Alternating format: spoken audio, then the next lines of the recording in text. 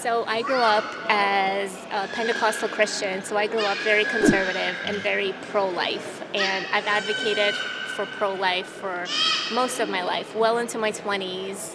I've written blogs about it. I've always voted Republican, always voted conservative.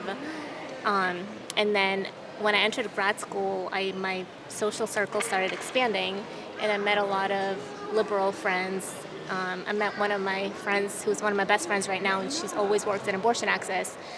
And she's had many conversations with me about, what it means to get pregnant, but, not want to be a parent, not want to, birth the child, not want to give the child up for an adoption. So because even if you birth the child and give it up for an adoption, you're still a mother, even if you're not parenting that child throughout their whole life.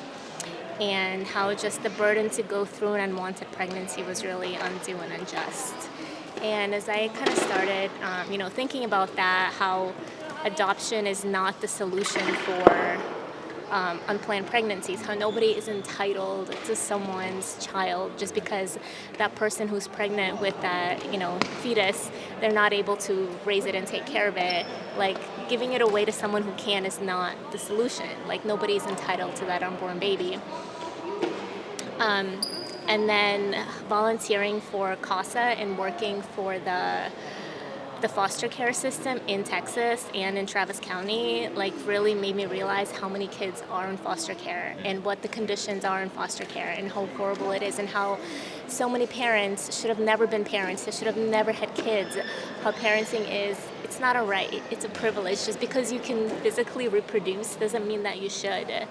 How children should be planned and wanted, and how being a parent is such a ginormous responsibility that we should not take pregnancy so lightly. Like, oh yeah, you're pregnant, you're fine, just have it. Not a lot of people have the supportive family to help them take care of that child. A lot of poverty and crime and people being stuck in poverty is the result of young mothers getting pregnant and then not having the support that they need. So it's just there's such a cycle of poverty and child abuse and childhood trauma that leads to adult trauma, which is the reason why this whole world is so fucked up. There's not enough therapy in the world to rehabilitate all of us from it, and it can really all be stopped and undone if everyone just took having babies so much more seriously. No, thank you for sharing that first off, and it sounds like reaching out to, or having a friend who reached out to you, they were able to change your mind on it. So yeah, no. I know it's possible for people to, I don't want to say change their mind, but to expand their thinking and to see other perspectives and to see things differently and to see both sides of the issue and to really understand why abortion is literally such a lifesaver. Like, it really saves lives. It saves lives of the people who are pregnant. It saves lives of, the children who maybe should have never been born, and they would have better off not been born. So we are sitting here inside of the Texas State Capitol building, right in the middle. I guess, do you want to just start off and just share what brought you out here today? And I know that some folks here have been out here multiple days in a row. You can let us know, is this your first day out here? Have you been out here multiple days? And just kind of let folks know what's going on. Okay, so I actually recently started I came on the 4th of July. These are actually my first type of protest organizations I've ever been involved with, but it's because I feel very deeply about stuff like this. I've always known, of course, since I was a child, that I've never wanted to be a mother, and I have nothing against children. Of course, I love children. I'm an aunt of 14.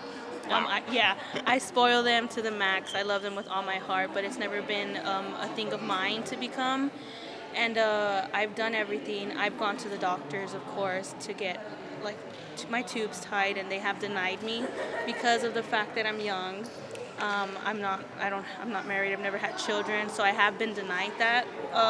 So it's very confusing to me how we can try our best to not have these pregnancies, but yet they still keep us from doing anything to stop them. So I did have to go another route, of course, was with an IUD, which is a very horrible experience to go through as a woman. It's a very uncomfortable thing. It definitely messes you up. So these things are very important to me because we should just have a decision on our body whatsoever. I'm not pushing to we're not fighting to just abort children. We're fighting for the right over our body. So that's definitely why I'm here. Thanks for sharing that. I mean, that sounds crazy that you were not allowed to make the decision to have your tubes tied. Is that I'm unfamiliar of any like laws there. Was that a law thing, or is that like a lot of medical practices won't do that? So it's not a law, of course. They are able to deny you your tubes tied. It's overall it's just their beliefs. Of course, this is mostly about people's beliefs. They'll say it's because, of course, I was actually told whatever God plans, He will have it. And I even told the doctor, I was like, it's a very horrible take because I'm not very religious. And she was like, well, either way, the universe is going to happen how it happens. I did have my ex-boyfriend at the time there with me, and she even looked at him and said, you can get a vasectomy. So it was very strange that he was able to get the spot on, like just, you can go for it, but she cannot. So it's a very strange world out there. Yeah, that's absolutely bizarre. How? What? Yeah. He can't be here right now. He is at work, but he was also just completely shocked. He joined me for the July 4th protest that was here. But yeah, he was just as shocked as anybody else. So how many days have you been doing this now, I guess? It's Thursday, so 13. So you've been in here 13 days every single day. It was Or the Capitol collectively? was closed for 2 days after Roe was overturned, so we were outside, and then I had to take I missed 2 days, but my little group of people have been here. With a two-party system, it's all just about winning and getting money, and I don't exactly love either party. I think the Democrats are better, but I'm not one of those vote blue no matter what people. Personally, I'd like to see ranked voting. I doubt we get that here in Texas, but I'd like to see something like that where more third-party candidates could win. No, for sure.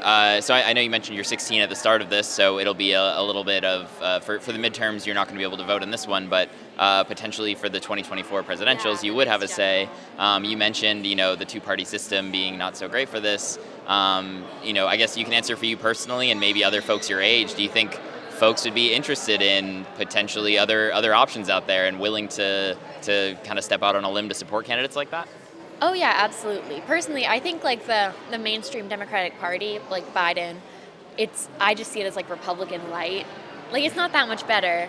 It's not as bad. So you drove up from San Antonio. It's about an hour and a half drive. I guess you said there's been people obviously coming in and out all day. This is a public building, so as you can see, there's kind of folks all around. Have you had any folks come up and ask questions or any positive, negative responses from folks? When we first got here, I think we got here around 12, there were a couple of grown men kind of yelling at the group, saying protect the babies, things like that.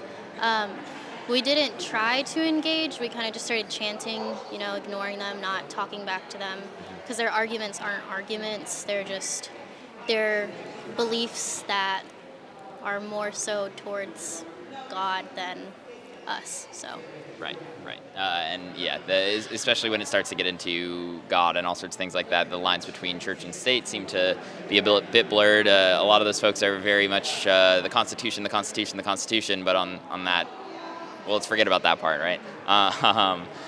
So obviously it's been about 2 weeks now since Roe versus Wade was overturned with the Dobbs case. Unfortunately, we have not really seen anything happen with the exception of the Texas trigger law coming into effect legislatively, either here in Texas or at the federal level.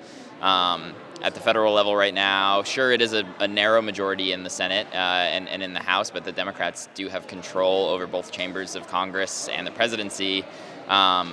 What do you say to Democrats in power at the federal level right now who are seemingly failing to act on doing anything about this at this point?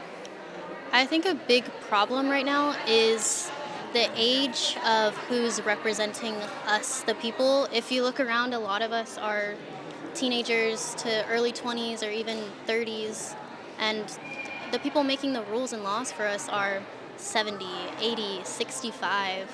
When they don't see things the way that we do, they're not going to make choices for us that benefit us. They're doing what they believe because they've been believing this for such a long time, and they just want to keep holding on to power.